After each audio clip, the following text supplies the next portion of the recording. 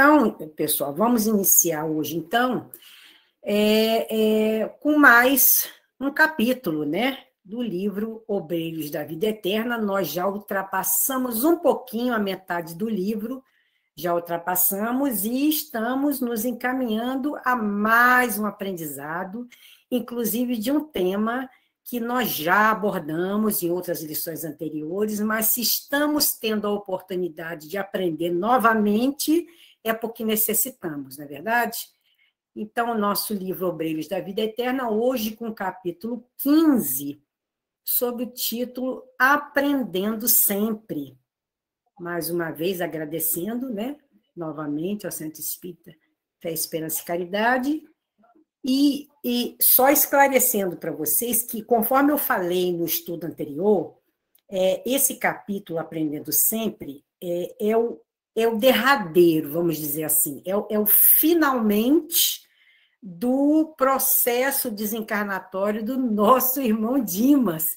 Eu até ri muito, né, porque, conversando com a nossa irmã Zélia, ela me falou, Rita, não é possível, esse Dimas não te larga, e não larga mesmo. Quando eu penso que eu vou terminar o caso dele, vem alguma coisa. E o mais interessante é que eu já estudei sobre a desencarnação de Dimas em outra casa, em outro módulo, mais de uma vez. Então, parece que realmente Dimas já encarnou, reencarnou, encarnou de novo, e eu ainda estou falando dele.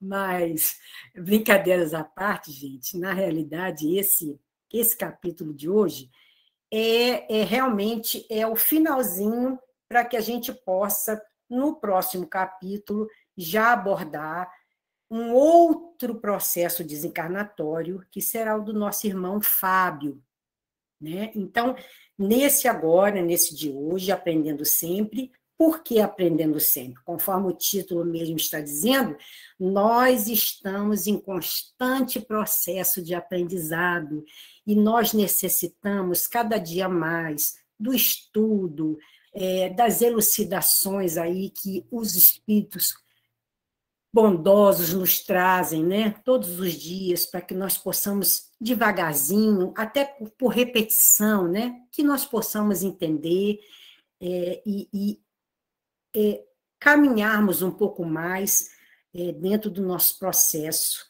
evolutivo. E conforme eu faço sempre, né, as pessoas que acompanham o nosso estudo aí sabem, vamos falar um pouquinho do nosso contexto. O que o capítulo de André Luiz, esse capítulo 15, o que ele traz para nós, o que ele quer nos mostrar nesse capítulo? Nós vamos falar um pouquinho a respeito do esclarecimento da visão espiritual do que se passa no cemitério antes e durante um sepultamento. Nós já falamos, né, no capítulo passado, a respeito da parte do velório, né, como nós devemos proceder, quanto aprendizado a espiritualidade nos trouxe nesse sentido, né, do nosso comportamento diante dos outros e diante do próprio, no velório, diante do próprio despojo, né, do nosso irmão que está deixando o corpo físico. Então, hoje nós vamos ver esse esclarecimento do que se passa no cemitério, né, durante o cortejo, durante o sepultamento. Vamos falar que é o principal que André Luiz nos traz dentro desse capítulo, a importância do desapego à matéria para o recém-desencarnado e o tormento de espíritos que não se desatam do corpo em decomposição por este mesmo motivo. E vamos entender que o recém-desencarnado guarda integral impressão do corpo físico e que esse plano impressivo depende da posição espiritual de cada um. Então, gente, na realidade, conforme a gente sempre coloca antes, né, para o pessoal que acompanha os estudos dos obreiros, nós colocamos um resumo e pedimos também que todos possam ler o capítulo anterior porque o capítulo sempre é muito grande. Então, o que a gente faz no estudo? A gente absorve a ideia principal, que André Luiz quer nos trazer, para que nós possamos, em cima dessas ideias, desses temas principais, a gente trabalhar o que a espiritualidade quer nos ensinar, que nós possamos absorver esse entendimento e aplicarmos em nosso dia a dia. Porque, conforme a nossa irmã Zélia sempre frisa no livro Libertação, ela sempre costuma falar isso, gente, isso não é romance, né? Todos os livros de André Luiz são fatos narrados reais, e isso nós vimos no caso do nosso irmão Dimas, né? No estudo em que nós começamos a falar de Dimas, nós trouxemos que ele realmente existiu, né? Não é nada fantasioso, não, ele realmente existiu, e com esse nome mesmo, Dimas, sobrenome, nome, sobrenome, então tudo que André Luiz nos traz são fatos reais, acontece hoje conosco e vai acontecer conosco, guardadas as proporções do processo desencarnatório de cada um, né? Porque cada um é um, vai acontecer com todos nós. Então, que nós possamos absorver essas lições da melhor maneira possível. Então, o que nós vamos hoje, os 2 pontos principais que André Luiz nos traz dentro desse capítulo. O nosso apego às coisas materiais, o que não é uma coisa muito simples da gente entender. Nós já abordamos isso em outros capítulos e voltamos hoje também falando novamente desse apego, que conforme nós vamos observar, né, não é uma coisa tão simples assim da gente aplicar e da gente entender. E esse tema ele vai ocupar a maior parte do capítulo, desse capítulo 15. E, obviamente, um outro ponto que está ligado a esse tema do apego ao material, que é a questão da semeadura, que é uma coisa que a gente vem falando sempre, né? Em outros estudos, não só no estudo dos obreiros, mas em outros estudos também, que nós colhemos exatamente aquilo que plantamos, né? E esse ponto está ligado ao ponto também do apego ao material. É claro que nem tudo, gente, é resgate, né? Nem tudo mas a lei de causa e efeito, ela existe mesmo, e nós precisamos trabalhar isso, entender cada vez mais um pouquinho, um passinho a mais, e através desse apego às coisas materiais, nós vamos caminhar um pouquinho mais, e vamos perceber, durante o estudo, nós vamos nos identificar muito, muito mesmo. Então, iniciando o nosso capítulo, nós vamos, contando um pouquinho, né, do capítulo 15, nós vamos lembrar que no final do capítulo 15, Jerônimo, ele deixa muito claro uma coisa que a gente sempre tem o cuidado de dizer aqui, sempre no estudo dos obreiros. Ele diz que não se verificam, são palavras dele mesmo, não se verificam 2 encarnações rigorosamente iguais. É aquilo que a gente costuma dizer, cada caso é um caso. Porém, a doutrina, ela nos coloca pontos comuns, né, ao processo desencarnatório. Então, nós vamos trabalhar um pouquinho sobre a situação desse recém-desencarnado, tendo como base o nosso irmão Dimas, né? O que aconteceu com ele.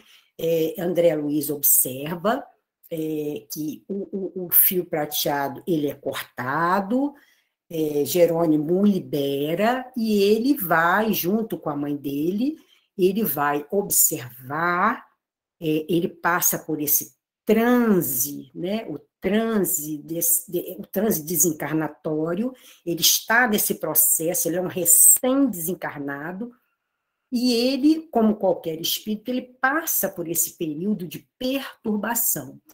E, logicamente, acompanhado por sua mãe, a quem ele tem essa prioridade, né, vamos dizer assim, essa bênção de estar acompanhado por sua mãe, a mãe dele, nesse momento em que ele vamos dizer assim, que ele definitivamente ele é libertado do corpo físico, a mãe está ao seu lado e dá algumas dicas fundamentais para ele, como assim, procedimentos para que durante esse período, né, enquanto ele observa os seus despojos ali sendo velados, e também durante toda a trajetória dele pelo cemitério para que haja o sepultamento, ele precisa manter um certo equilíbrio, uma certa tranquilidade. E a mãe dele fala a esse respeito. Então, ela diz a ele uma coisa muito interessante, alguns pontos que a gente precisa observar e absorver. Então, para que ele mantenha a tranquilidade, o equilíbrio e a segurança, ela fala a respeito de determinados procedimentos que ele precisa ter durante essa trajetória, porque ele vai até o caixão, ele observa o seu veículo físico que o acompanhou durante tanto tempo, né? Ele observa aquele. Então, imagina a estrutura que se tem que ter, por isso a perturbação, para que ele possa olhar, para que ele possa caminhar junto com a equipe que o está acompanhando durante toda a trajetória, entrando no cemitério, acompanhando todo o processo de sepultamento. Então, ela diz a ele, ela dá a ele lições preciosas. Silenciar. Orar. Inclusive, ela diz orar sempre. Não reclamar. Não questionar. E não lastimar. Se a gente observar esses procedimentos que essa mãe zelosa fala, são coisas que nós costumamos fazer, encarnados, nós costumamos fazer, né? Nós, estando deste lado, nesta dimensão, nós costumamos fazer para os que passam para outra dimensão e estão muito próximos a nós, né? Aquela coisa de no velório chorar, mas por que com ele? Mas por que comigo? A gente tem essas coisas, a gente até observa alguns posicionamentos nesse sentido. Então, a mãe dele coloca esses procedimentos que nós precisamos absorver, por quê? Ele está passando exatamente por um processo de transe desencarnatório. Então, ele mantendo esses procedimentos, ele vai manter o equilíbrio. É claro, gente, que manter um equilíbrio assim 100% é muito difícil. E nós vamos entender isso, né? Quando nós estivermos passando pelo nosso transe, nós vamos entender isso. E que bom essa possibilidade de nós nos lembrarmos disso. Para isso estamos estudando, estamos absorvendo essas lições. Então, nós devemos entender que esses procedimentos, eles são indicados para que o espírito ele tenha uma certa tranquilidade durante esse processo. E é muito pertinente, porque se o equilíbrio dele, inclusive isso está no capítulo, se o equilíbrio dele fica muito acentuado, proporciona com que outros irmãos menos esclarecidos que estão por ali, né, deixem a situação muito pior. Vamos falar um pouquinho desse sofrimento após a morte física. Pode até parecer um pouco, quando a gente estuda esse tema, isso tudo que André Luiz nos traz, porque o livro Obreiros da Vida Eterna, basicamente, é sobre o processo desencarnatório, e nós já falamos sobre isso. Quando a gente estuda isso aí que André Luiz nos traz, a gente, às vezes, dependendo, né, cada um observa de um prisma, de um modo. Então, pode até parecer para muitos de nós um pouco até apavorante a princípio, né? Mas nós precisamos entender que isso tudo é um processo normal. Nós só não nos lembramos, mas nós temos a certeza, porque estudamos, que nós já passamos por isso muitas e muitas vezes, né? E é claro que a gente não pode, nós, enquanto espíritas, nós não podemos encarar este fato dessa libertação, porque para nós é uma libertação, como uma coisa maravilhosa, né? Uma coisa que a gente não consiga captar ou entender. Não, nós precisamos entender essa lógica, porque nós vamos passar por ela, e que passemos entendendo, conscientes. É difícil? Dependendo do grau evolutivo de cada um. Vai ser mais difícil ou menos difícil, mas não deixará de ser difícil. É muito interessante que, com esse estudo, nós vamos entender que nós precisamos vencer a danada das vicissitudes, né? Olha a palavra aí de novo, que o Espírito adora falar. Então, nós precisamos vencer, porque vai depender disso para que o nosso processo mais equilibrado, ele vá se tornando cada vez mais em equilíbrio. No livro, que é muito pouco conhecido pelos espíritas, que é um livro maravilhoso, e eu sempre costumo falar isso, Kardec nos esclarece de uma forma bem interessante sobre isso. Ele diz: se após a cessação completa da vida orgânica existirem ainda numerosos pontos de contato entre o corpo e o perispírito, a alma poderá ressentir-se dos efeitos da decomposição do corpo, até que o laço inteiramente se desfaça. Daí resulta que o sofrimento que acompanha a morte está subordinado à força adesiva que une o corpo ao perispírito, que tudo que puder atenuar essa força e acelerar a rapidez do desprendimento torna a passagem menos penosa. E, finalmente, que se o desprendimento se operar sem dificuldade, a alma deixará de experimentar qualquer sentimento desagradável. Aí a gente lê isso e já começa a suar frio, já dá o pânico. Como diz o povo, já dá o pavorô. Rita, mas então o negócio vai ser mais difícil do que eu imaginava? Então quer dizer que eu vou sentir, eu vou sofrer? Gente, vamos seguir mais adiante, porque no próprio livro tem a nossa resposta.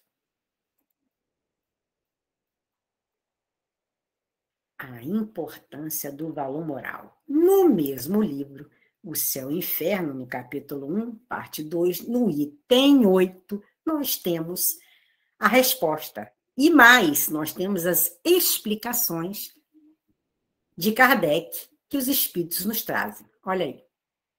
A causa principal da maior ou menor facilidade do desprendimento é o estado moral da alma. A afinidade entre o corpo e o perispírito é proporcional ao apego à matéria, que atinge o seu máximo no homem, cujas preocupações dizem respeito exclusiva e unicamente à vida e gozos materiais. Não precisa nem desenhar, né, gente? Não precisa. Os espíritos já estão desenhando para nós, não é verdade? Na realidade, tudo vai depender de nós. Mas como assim, Rita? Do nosso maior ou menor apego aos gozos materiais, à vida material. Mas como é que é isso? Como é que é esse negócio de apego?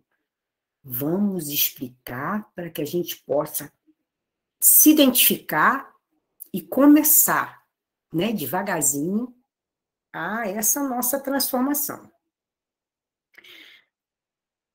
Antes da gente continuar, só fazendo um esclarecimento aqui, nesse capítulo,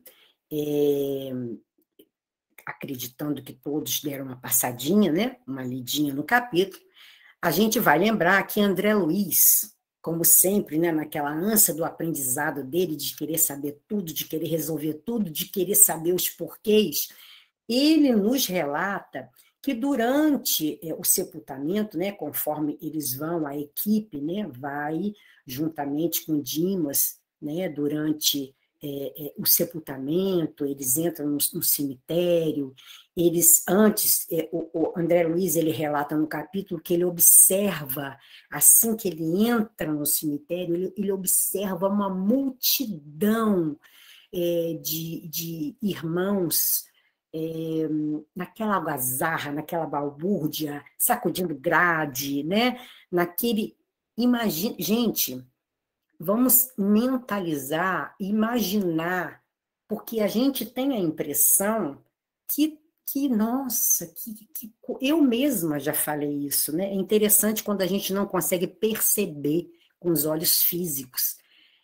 A gente, nossa, mas que tranquilidade que é esse negócio de cemitério, né? Uma tranquilidade, um silêncio. Imagina o lado espiritual que nós não vemos. O cemitério está fervendo de irmãos que estão ali, isso André Luiz nos relata, que são irmãos que estão ali do mesmo jeito que desencarnaram, estão ali esperando os despojos físicos, né, de irmãos recém-desencarnados, para que eles possam possam absorver. É como para a gente poder trocar em miúdos, é como se eles ficassem ali vivendo de migalhas, ou seja, tentando absorver esses fluidos vitais que sobram, que ficam, esses resíduozinhos que ficam no corpo físico. E a balbúrdia, porque são irmãos que ainda permanecem no equívoco, que estão ali, né, exatamente para isso, para balbúrdia, para brincadeira, para ficar falando dos encarnados que entram, e isso André Luiz nos relata. Então, quando eles entram no cemitério, depois, enquanto eles estão ali, né, na parte final do sepultamento de Dimas, chama a atenção de André Luiz dois irmãos desencarnados, chamam a atenção por causa da postura em que eles se colocam. É o que nós vamos ver, esses dois casos interessantes. O tormento. No cemitério, André Luiz observa o caso de uma mulher que se encontra presa ao corpo físico, através do fio prateado, e ele observa que o fio prateado que sai da cabeça da mulher se liga ao chão. É como se ela tivesse presa, como se ela tivesse, não, está presa, né?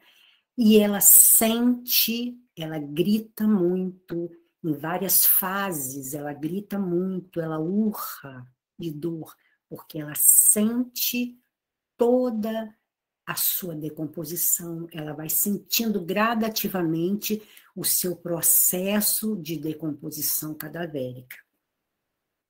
Ela, durante todo o diálogo que ela trava com André Luiz, ela se diz injustiçada, ela não entende que ela está desencarnada, ela se acredita, né?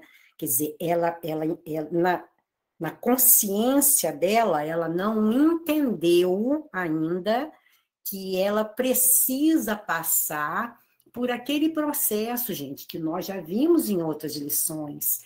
Precisa ter a consciência de tudo o que ela fez, do que ela passou durante a existência. Ela foi uma pessoa que viveu para a vida material, né? Ela ficou teve um casamento, na realidade, de um marido dedicado, porém ela não se dedicou ao marido, ela não se dedicou ao filhinho, né? Ela veio a ficar grávida e não se dedicou, ela queria gozar a vida. E, quando desencarna, aí a consciência se abre, porque não tem como esconder nada. Então, ela decide, né, entender que ela não está, ela está vivendo um pesadelo, mas, na realidade, é a irresponsabilidade, é a dor que bate a porta. E ela está em desequilíbrio total, por conta do gozo dos prazeres materiais. E, inclusive, isso causa até uma certa indignação, porque André Luiz quer porque quer ajudar, né? E assim como também ele observa um velho, um senhor idoso, que também, da mesma forma que a mulher, está preso ao corpo porque ele está ligado à fortuna. André Luiz o encontra sentado em cima da sua sepultura, com medo que lhe roubassem o dinheiro. E ele dizia a todo momento: quem é você? Você quer roubar o que é meu, você quer roubar minha fortuna. E é muito interessante que existe, nessa hora, tanto no caso da mulher, né, que André Luiz tenta ajudá-la, mas, né, dizendo a ela que ela tinha, mas ela não consegue entender, porque ela está em total desequilíbrio, e nessa hora se apresenta um servidor que faz parte da equipe assistencial aos cemitérios. Olha que coisa interessante quando a gente comenta sempre que em todos os lugares, a espiritualidade, gente, ela não para. A espiritualidade não fica à nossa disposição. Ela tem muito o que fazer, né? A espiritualidade, ela está aí, trabalhando. Existem, inclusive, poucos. No caso de André Luiz, ele relata que esse servidor que encontra com ele e o esclarece, ele se identifica, ele não dá um nome, mas ele se identifica como servidor da equipe que dá assistência aos cemitérios, e ele fala: olha, nós somos poucos, nós somos 4. Imaginem, 4 para dar assistência a todos os que ali adentram. Então, ele explica para André Luiz sobre isso. Ele fala sobre a mulher, que não iria adiantar. E interessante que ele fala para André Luiz sobre esse senhor, e ele diz: a mente dele, a mente é povoada com cédulas, cifrões, moedas. A mente dele é ocupada por essas imagens o tempo inteiro. Então, imagina, gente, a gente tem a dimensão dessas duas situações que André Luiz nos traz. Nós podemos fazer uma ideia, mas a ligação que isso tem de tormento, nós também não temos essa dimensão. A gente tem que se trabalhar para que a gente possa evitar esse tipo de acontecimento conosco. Na realidade, esses 2 irmãos, os dois que se apresentam para André Luiz, um ponto une os dois, exatamente o apego à matéria. E é o que a gente vai falar um pouquinho hoje. Conforme eu já relatei, né, o caso dessa nossa irmã totalmente desequilibrada, né, que está presa aos seus despojos, né, físicos, e ela sentia todo esse processo de decomposição. Imagina a cada minuto, a cada segundo, sentir o corpo se desfazendo, né, porque é um processo físico natural de decomposição. Imagina sentir essa dor. A gente não tem noção disso, né? A gente não tem essa noção. Ficar preso ao remorso de tudo isso, porque o gatilho dela foi o remorso. Então, é interessante a gente perceber que depois que esse servidor, né, da equipe, ele explica tudo que um e outro estavam passando a André Luiz, e ele fala a André Luiz o seguinte, ele explica tudo isso. Ele fala: olha, meu irmão, nós somos poucos, mas nós não deixamos de assistir a ninguém aqui. Porém, isso ele frisa de uma forma muito interessante, nós temos que respeitar, ele até frisa bem isso, o sofrimento benéfico, ou seja, o sofrimento benéfico de cada um, ou seja, trocando em miúdos, é a abençoada colheita que nós precisamos passar. Aquela dor que eles estavam sentindo, aquele processo todo, era necessário passar, porque através desse processo, através desse sofrimento, uma hora eles vão começar a entender que alguma coisa precisa ser modificada. Aí sim, o tratamento chega, conforme nós já vimos em vários outros capítulos, não é verdade? Então, é interessante que André Luiz nos expõe isso de uma forma muito elucidativa. Ele se refere, quando esse irmão explica a ele, ele diz, bom, agora eu entendi. Né? Não podia ter sido mais clara a explicação desse nosso irmão. É a lei do progresso, que conforme toda lei divina, precisa seguir o seu rumo da maneira mais equilibrada. E ele fala, André Luiz fala a respeito desse processo que os dois estavam passando, ele cita uma expressão em latim, muito interessante. Similia similibus. O pedaço é o seguinte: somos 4 companheiros, aquele servidor fala. Apenas, prosseguiu o informante. E, em verdade, não podemos atender a todas as necessidades aparentes do serviço. Creia, porém, que zelamos pela solução de todos os problemas fundamentais. Apesar de nosso cuidado, não podemos, todavia, esquecer o imperativo de sofrimento benéfico para todos aqueles que vêm dar até aqui, após deliberado desprezo pelos sublimes patrimônios da vida humana. Aí André Luiz relata, atingir o sentido oculto das explicações.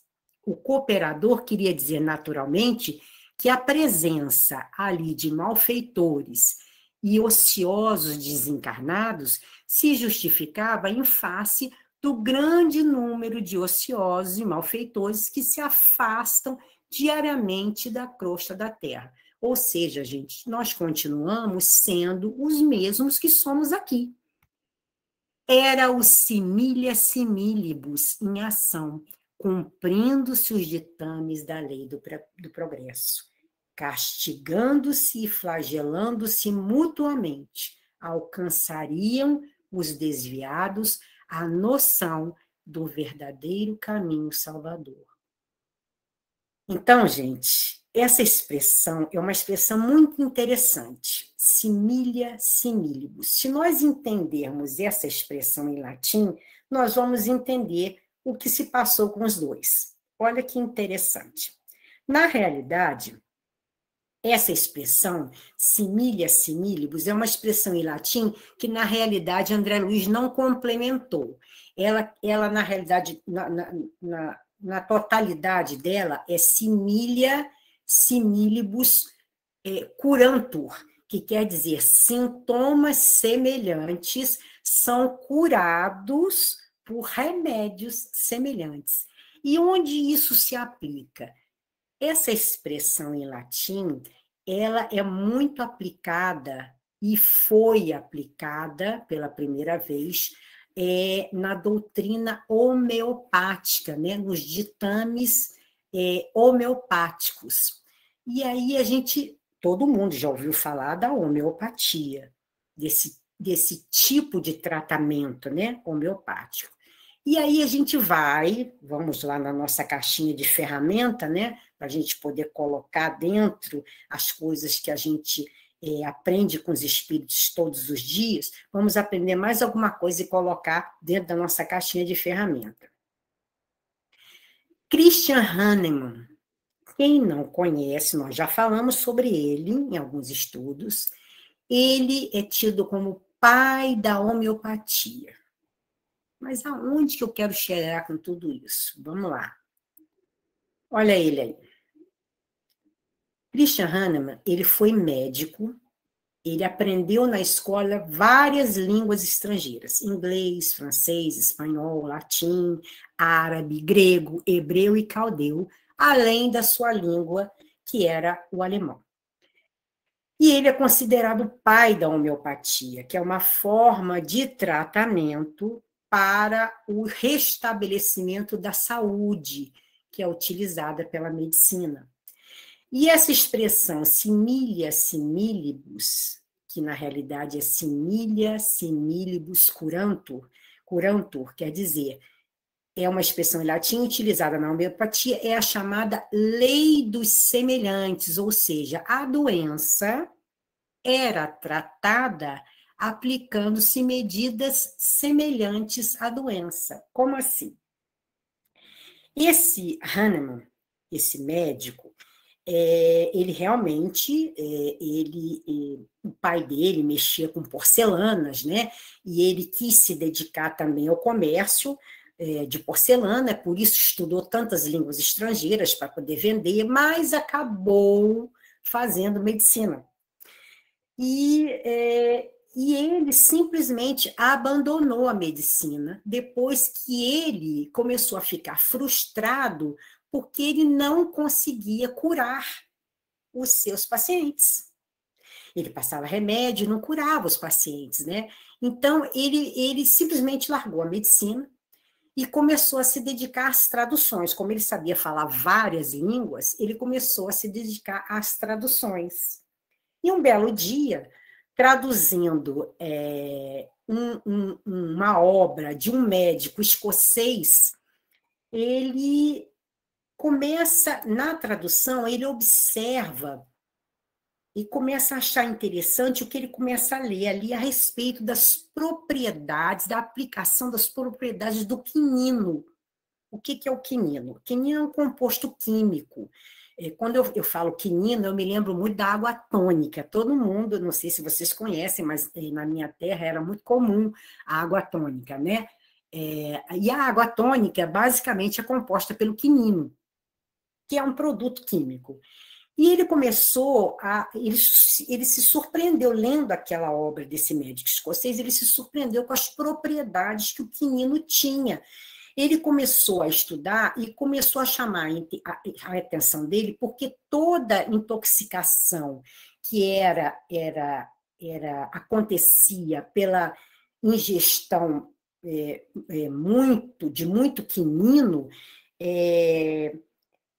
era semelhante, tinha sintomas semelhantes ao de outro tipo de enfermidade. Então, a pessoa que se intoxicava com quinino, os sintomas dessa ingestão, né, era muito semelhante a outro tipo de doença. O que ele se ligou? Ele começou, ele mesmo, a ingerir pequenas doses de quinino, porque ele era uma pessoa sadia, todos os dias ele ingeria pequeninas doses de quinino. E ele foi fazendo isso, ele foi, na realidade, combatendo outras doenças semelhantes com pequenas doses daquilo que dava origem à doença, né? Então, é interessante, a doença era tratada na realidade, com o que dava origem à doença. Então, ele tomava pequeninas doses do que originava a doença e aquilo ele observou, através de muitos experimentos, que aquilo, é por isso que a gente chama de doses homeopáticas, quando a gente quer dizer, através de doses homeopáticas, porque demora muito por isso, porque na realidade são dadas em doses muito pequenas para que se chegue à cura. E ele conseguiu a notoriedade através desse tipo de tratamento, porque foi ele que elaborou esse tratamento, na realidade, esse tipo de doutrina homeopática, e ele foi considerado o pai da homeopatia. Então, é muito interessante a gente relacionar isso com o que está havendo com esses dois irmãos que nós acabamos de falar, o caso dos dois, né? Quando o André Luiz se referiu, era o similia similibus que estava sendo aplicado aos dois, né? E é muito interessante, ainda continuando falando do Hahnemann, a gente acha que não conhece, nossa, eu nunca ouvi falar desse médico, mas quem estuda o Evangelho segundo o Espiritismo, em algum momento já deve ter visto o nomezinho dele lá, porque ele desencarnou 14 anos antes da primeira edição do Livro dos Espíritos. Mas interessante nós sabermos que ele faz parte, compõe a equipe espiritual que foi responsável pela codificação. E a mensagem que é assinada por ele está no Evangelho segundo o Espiritismo, naquela parte dos bem-aventurados, os brandos e os pacíficos. Ele assina a mensagem do item 10, que se intitula exatamente, que trata das virtudes e dos vícios. É ele que assina, Hahnemann. Então, é muito interessante a gente saber e guardar na nossa caixinha, né, de preciosidades, que eu costumo falar. Prosseguindo, gente, vamos ver com isso a gravidade do apego material. No livro Voltei, eu já falei isso várias vezes, mas eu quis trazer essa parte em que o irmão Jacob, na realidade, nós sabemos que se trata de Figner, né? Frederick Figner, que foi presidente da Federação Espírita Brasileira. Ele traz esse relato para nós no livro Voltei, com todos os detalhes, e eu costumo sempre falar dele, e é muito interessante a gente observar a gravidade do apego material que ele se refere. Com gentileza, isso ele relatando, explicou-me Bezerra que o processo liberatório corria normal, no caso dele, que não me preocupasse com as delongas, né, com a demora, porque a existência que eu desfrutara fora dilatada e ativa. Imagina, gente, ele foi presidente da Federação Espírita Brasileira, um homem atuante, um espírita tentando sempre se melhorar. E o processo desencarnatório dele foi demorado. E ele foi advertido por Bezerra que não se preocupasse, porque a existência dele tinha tido sucesso, foi tudo ok. Imagina nós. Não era possível, disse bondoso, efetuar a separação de organismo espiritual com maior rapidez. Esclareceu também que o ambiente doméstico estava impregnado de certa substância que classificou por fluidos gravitantes, desfavorecendo-me a libertação. Mais tarde, vim a perceber que os objetos de nosso uso pessoal emitem radiações que se casam às nossas ondas magnéticas, criando elementos de ligação entre eles e nós, reclamando-se muito desapego de nossa parte, a fim de que não nos prendam ou perturbem. Trocando em miúdos, este notebook que eu adoro, que eu trabalho e que eu preparo com muito carinho esses nossos estudos, ele está repleto de fluidos gravitantes que, dependendo do meu tipo de apego a ele, quando eu estiver passando pelo meu transe desencarnatório, ele vai ser um grande impedimento para que a minha libertação ocorra mais rápido.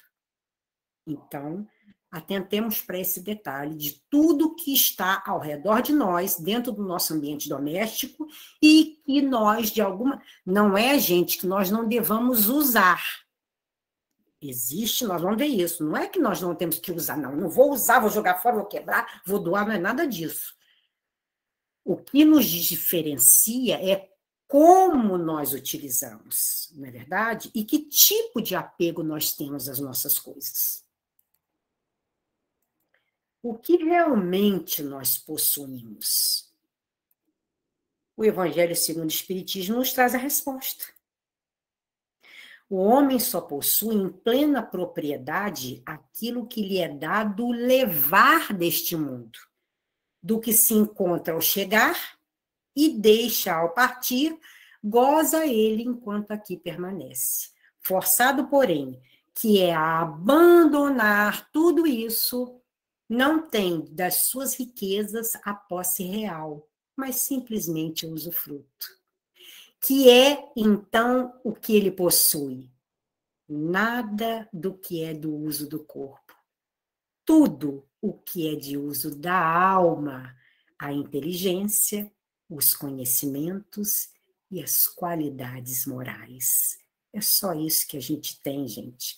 É só isso que a gente tenta ter, né? Porque isso também é um processo que nós vamos tentando assimilar. De resto, nada mais. Vamos falar um pouquinho do nosso apego e desapego. Esses conceitos. Mas da onde que surge esse negócio de apego? Né? O que é isso, apego e desapego? Que origem? Gente, esses conceitos de apego e desapego, todos nós temos, né? Essa noção do que é apego, do que é desapego. Pelo menos nós achamos que temos, né? O que é apego, o que é desapego? Qual a origem disso tudo? É claro que por conta do nosso nível evolutivo, nós ainda temos muitos apegos, né?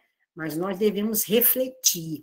E o nosso apego, ele está muitas vezes relacionado ao nosso medo, às nossas inseguranças, ao medo de perder alguma coisa, né? Algum objeto, ao medo de perder uma pessoa, ao medo de perder um bem imóvel, ao medo de perder um emprego e até ao medo de perder uma amizade. Né? São origens deste apego. A gente tem que entender que esse sentimento, ele pode, com certeza, estar dentro de nós e a gente nem perceber isso, gente. Esses tipos de apego que nós vamos conhecer habita na gente e a gente nem se dá conta muitas vezes. Às vezes ele está até disfarçado por uma coisa que nós chamamos de zelo. Às vezes nós, não, eu sou muito zelosa, mas não é, nós somos apegados mesmo àquilo. Então, muitas vezes a gente se liga muito ao apego material, mas nós esquecemos outros tipos de apego. Vamos dar uma olhadinha nesses tipos de apego. Nós temos vários, tá, gente? Mas os principais. O apego à matéria, né? Que tem origem no instinto primário de sobrevivência do homem. Ou seja, esse tipo de apego é o mais comentado dentro da doutrina espírita. Muitos autores falam desse apego à matéria, né? E, logicamente, tem como parâmetro quem? Jesus, nosso modelo, é o nosso parâmetro de comparação. Esse tipo de apego, ele tem, ele tem ele brota exatamente do nosso instinto de sobrevivência, né? Nos primórdios da evolução do homem, o homem se apegava ao mínimo para poder sobreviver, né? Então, com o intuito dele se manter vivo, ele tinha que se apegar a alguma coisa é um instinto mesmo de sobrevivência. Então, esse apego à matéria vem exatamente desse processo evolutivo. Nós temos o apego às pessoas, né? Que é outro tipo importantíssimo de apego, e a gente disfarça esse apego. Como? Não, eu sou, não, é minha amiga que eu não largo. É minha irmã, é minha mãe, é meu marido, é meu filho. Não, mas eu sou mãe. A gente sabe disso, né? A gente tem essa consciência, mas é o apego exacerbado, disfarçado de zelo. Nós precisamos entender isso. Nós precisamos entender, nós precisamos diferenciar o que é amor e o que é apego. A gente tem que ter um cuidado com esse tipo de entendimento dessas diferenças, né? O amor, na realidade, a gente tem que entender que o amor, ele liberta. E o apego, se a gente raciocinar, é o contrário. O apego, ele aprisiona. O amor, ele convive. E o apego, ele vai controlar. Querendo ou não, ele vai controlar nossas emoções. Enquanto o apego acalma, o apego aflige. Enquanto o amor acalma, o apego ele vai afligir. Repare, todo apego, seja ele qual for, ele vai te causar uma certa aflição, um certo desconforto. E enquanto o amor esclarece, o apego só confunde a gente, porque a gente nunca vai ter certeza daquele tipo de sentimento que a gente está tendo. Nós temos também o apego aos comportamentos, que é muito comum, gente, a gente dizer assim, e a gente faz isso todo dia. Não, eu sou assim mesmo. Mas, fulano, você é de um jeito, você fala, estou tirando por mim, tá, gente? Estou tentando trabalhar isso em mim. Ah, mas você é aquela que você diz as verdades na cara da pessoa, você chega a ser mal educado, tão sincera que você é. Gente, isso é um apego a um comportamento meu. Eu tenho que procurar mudar esse comportamento, né? Na realidade, tem gente que acha bonito dizer, não, eu sou assim, eu não levo desaforo para casa. Gente, isso é apego a um tipo de comportamento que você está vivenciando e que você não faz nada para mudar. É um tipo de apego. E um outro tipo de apego é o apego ao passado. Isso é muito comum, gente. Nós temos vamos dizer assim, esse problema. Muitas vezes, ou se trata de situações alegres ou situações tristes. É o tal do saudosismo. A gente carrega isso, puxa isso do passado e bota no nosso presente. Ai, eu era feliz, não sabia. Ai, como é que eu vivia. Lembra quando eu tinha aquele... Gente, e é todo dia. Isso é um apego. É o tipo de apego que nós acabamos desenvolvendo em nós. Ah, eu era feliz e não sabia. Gente, nós temos que entender, isso eu estou falando para todos nós, inclusive e principalmente para mim. Nós temos que entender que a vida são ciclos. Tudo passa, e passa mesmo.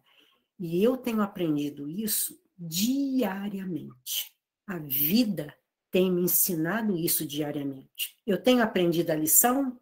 Não. Eu tenho que trabalhar em mim isso? Tenho. Eu tenho tido muitas lambadas? Tenho. Aprendo? Não. Então, a gente sabe que é muito difícil a gente trabalhar isso? É, mas nós precisamos, porque isso tudo vai contar no nosso processo de desencarne. E conforme nós falamos anteriormente, o apego à matéria é o mais falado, né? O Livro dos Espíritos, a questão 895, nos traz isso. O apego às coisas materiais constitui sinal notório de inferioridade, porque quanto mais se aferrar aos bens deste mundo, tanto menos compreende o homem o seu destino. Pelo desinteresse, ao contrário, demonstra que encara de um ponto mais elevado o futuro. Dessa maneira, a partir do apego às coisas materiais, é possível observar o grau de evolução do espírito, a dificuldade que nós temos. É claro, gente, que o desapego à matéria, né? A gente precisa observar certos pontos muito importantes, né? Precisamos observar a sociedade consumista em que nós vivemos, né? Nos apelando a cada dia ao consumo de mais e mais coisas, sem termos a mínima necessidade, né? Ou seja, esse consumismo exacerbado é o consumismo sem a gente precisar. Isso que nós precisamos policiar em nós. Devemos fazer uma análise crítica da nossa real necessidade. E esse livro maravilhoso, que se chama Francisco, o Sol de Assis, de Divaldo Franco, quando ele fala a parte do decálogo do desapego, para encerrarmos o nosso estudo de hoje. Olha que coisa interessante. Vamos absorver cada um desses pontos. Perceba que tudo é passageiro, tudo, sem exceção. Viva intensamente o hoje, sem ansiedade exagerada quanto ao futuro e sem lembranças amargas do passado. Tente não criar grandes expectativas, porque, logicamente, vamos nos decepcionar. Filtre com equilíbrio as críticas e os elogios, não permitindo que fala alguma determine o seu jeito de ser. Liberte-se de tudo que não tem utilidade e se encontra guardado, trancado, parado em sua casa, em sua vida. Valorize cada relacionamento, mas não queira reter ou controlar ninguém. Mantenha contato com quem nada possui ou quase tudo tenha perdido. Aquiete-se e faça silêncio interior a fim de ouvir seu coração, sua intuição, sua alma. Cultive a fé, dependente do rótulo religioso que tenha ou não abraçado. Encontre prazer nas coisas simples da vida.